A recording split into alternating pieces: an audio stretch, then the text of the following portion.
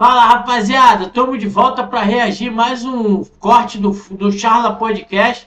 Dessa vez, a repercussão da derrota cachapante do Vasco por Puerto Caballero ontem na Venezuela por 4-1. A repercussão é muito grande. Vamos dar aí sequência, né, nessas notícias dessa derrota tão triste para a torcida do Vasco. Horas, o Vasco que tomou uma goleada assim histórica, porque, por exemplo, por mais que o Vasco tenha tomado, sei lá, 4-0 pro Criciúma e São Januário, certo? Isso. Tomou de 4-1 pro Flamengo no Brasileirão de 23, se eu não me engano. Tomou 6-1 pro Flamengo ano passado. 22 e tomou 6-1 pro Flamengo ano passado, que é a derrota histórica, não deixa de ser histórica, porque o Vasco foi goleado pelo Porto Cabello, mas, assim, é um time venezuelano e a gente viu a qualidade ou a falta de qualidade do Porto Cabello quando esteve aqui em São Januário. Inclusive, foi o jogo que a torcida ficou puta com a atuação do time por não ter goleado. Exatamente. Porque o Porto Cabello não ofereceu resistência nenhuma ao Vasco e São Januário e ontem parecia um time que tava jogando na Champions League contra o time da CONCACAF. Exatamente. Né? Então, Ontem foi o maior esculacho, cara. Eu tive nesse jogo aqui em São Januário, a torcida saiu injuriada porque 1-0, mas ontem o Vasco não teve em campo e os jogadores ontem decepcionaram totalmente. por isso que eu continuo. Desabafo. Por isso que eu continuo com a mesma opinião de ontem. Errada. Não é errada. A opinião não é errada. O time do Puerto Cabello é um time pro Vasco. Se o Vasco jogar minimamente bem, esse time tem que ser goleado. A sua visão sobre o Porto Cabello está super certa. Sim. O problema é só a visão sobre o Vasco. É que Mas tá então, errada, querido. a postura do Vasco ontem é inadmissível, pô. É além do toque de Mas bola, é só além da postura o problema? disposição É tática. só postura Eu o acho que é problema? falta de cobrança. E do- Eu acho que é falta de treinamento. Eu acho que um técnico que fracassou no Volta Redonda, fracassou no Bangu, fracassou no Confiança, Ponte fracassou Preta. na Ponte Preta, fracassou em todos os clubes que passou, ele não pode ser técnico de um clube da Série A. Um clube que disputa competições Mas ele não é o técnico, sul-americanas. ele é interino. Mas ele está técnico há 4 jogos. Não, o pior de tudo não é que ele é o técnico interino, o pior de tudo é que ele é o diretor técnico. É o cara que comanda os técnicos, é o cara que escolhe o técnico. É pior ainda, gente. Tá tudo errado. Esses resultados são culpa Felipe é o dele. pior interino? Ele não é interino, não, né? O interino é o outro. Não, né? ele não é interino Não, porque ele é interino. Ah, mas não tem um interino lá? Não, ele tem um auxiliar fixo permanente, que é o deveria ser o interino. Exatamente. Tem auxiliar fixo que é o Bruno Lazzaroni, que em todo clube do mundo seria o cara que ia pegar de interino. Lazzaroni é o Marcão do Fluminense. Isso, é exatamente isso. E tem o técnico do Sub-20, que deu muitos clubes também. O técnico do Sub-20, tanto que foi o Rafael Paiva ano passado, que assumiu o Vasco, que era o técnico do quê? Do Sub-20. Quem é do Flamengo? Não, na verdade, quem é o auxiliar técnico é o Luizinho Quintanilha e o Bruno Lazzaroni. Interino. O interino hoje não tem. Hoje não tem, porque o Ó, Flamengo... o chat aqui, maldade. O Felipe é um interino. Aí achei nada a ver o chat falando aqui. Não, porque assim... Ele entrou até um ver, certo ponto, era um falaram interino, aqui, mas já. depois... o Flamengo já teve como interino o Maurício Souza, o Maurício Barbieri por um tempo foi o interino O do que Flamengo. tá no Fluminense com o Renato, o Fera, não era também? Já foi Já foi, interino, já foi auxiliar Maurício permanente. Barbieri, Zé Ricardo já Por foi, muito né? tempo o Andrade foi interino do Flamengo, assim como por muito tempo o Gaúcho foi interino do Vasco. Sim. Lembra quando caiu alguém? O Jair Ventura já foi interino no Botafogo e por aí vai, auxiliar técnico permanente, que assim, a gente entende, né, a preferência. Isso acho que tá escancarado, né? A preferência do Pedrinho pelo Felipe. Sim. Mas assim. Não, mas não é gente, preferência se fosse uma situação profissional, não é Exatamente. preferência. Então, é a amizade eu acho que você, dele. Eu acho que você falou tudo. Porque assim, se quando fosse profissional. Se fosse preferência profissional, a gente tá debatendo que ele tem uma visão Não, mas errada. independentemente de- Por por exemplo, exemplo, tem ético. O mas Vasco ético não é nisso aí, gerido pô. por pessoas profissionais. É gerido por amigos. Amigos do presidente. A verdadeira panelinha do Pedrinho.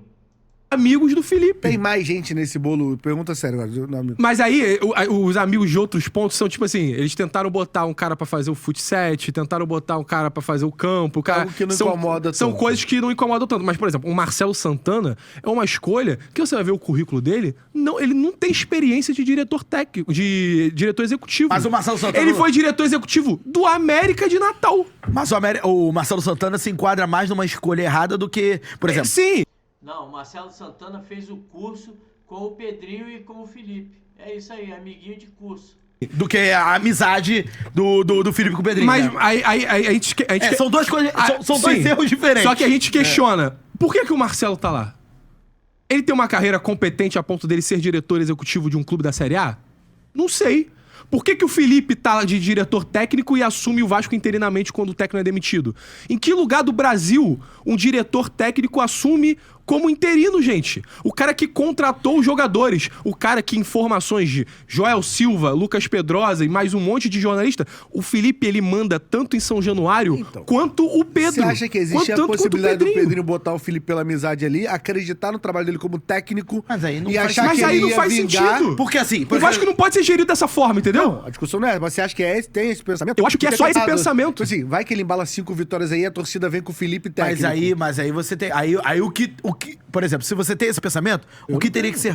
Não, se você, Pedrinho, né? Eu, na verdade, eu gosto do Felipe como técnico do VAR, pra mim ele ficar lá... Não, você adora. E tá certo em adorar. Não, se tivesse esse pensamento, você, o Felipe vai ser o auxiliar técnico permanente e você poderia até colocar nele um cargo técnico da comissão mesmo, sabe? Sim. Meio que alguma coisa nesse sentido que não fosse o manda-chuva do futebol, porque hoje o Felipe é o manda-chuva do futebol. Aí Para a além do ética Marcelo vai Santana, embora. eu me Você recuso... não pode contratar um jogador e decidir se ele vai pra campo ou não. Eu me recuso a acreditar que o Marcelo Santana decide todas as contratações do Vasco. Porque aparentemente não decide. Não. Porque quem decide também é o Felipe. Certo? Não, tem, Ou tô errado? mano, tem informações que o Jean Davi, eu já falei isso mais uma vez aqui no Charla, o Jean Davi, o scout do Vasco não aprovou a contratação e o Felipe falou, contrata, pô. Não, assim, isso O Vasco é gerido dessa forma. Isso existe em Não. 90% dos times. Tudo bem, A diferença mas é eu que acho- esse cara mas a não gente pode acha- ser a gente concorda que isso é errado, né? Exato, é errado. O cara não pode ser técnico e o cara tem que ter algum know-how pra estar assumindo o time do Vasco. Um dos 12 times grandes do Brasil, o cara não pode estar ali na frente pela amizade só. Viu? Tipo assim, ontem foi uma das derrotas mais humilhantes. Deixa aí, mano, deixa aí. Vamos deixar. Foi uma das derrotas mais humilhantes que eu já presenciei do Vasco. E olha que, irmão, eu já vi o Vasco ficar na Série B, não subir num ano.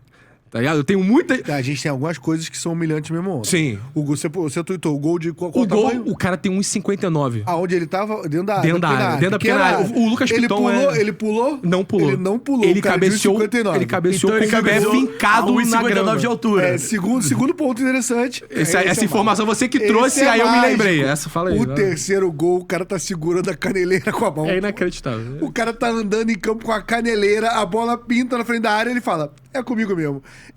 Eu olhei, achei que era garrafa de cerveja. Eu não vi o cara segurando o negócio, falei, cara, que isso? É uma caneleira. Não, e ele comemora com a caneleira na mão, tipo assim. Cara, eu nunca vi. Alguém já viu isso? Nunca vi, O cara nunca fazer vi. o gol Eu sobre nunca caneleira. vi. Assim, se o Arnaldo pergunta no Bem Amigos, Se pro pode. Galvão, se pode, valendo um jantar lá no... Não tenho nome. Do Lelis. Se ele, eu não sei a resposta. Se o cara pode...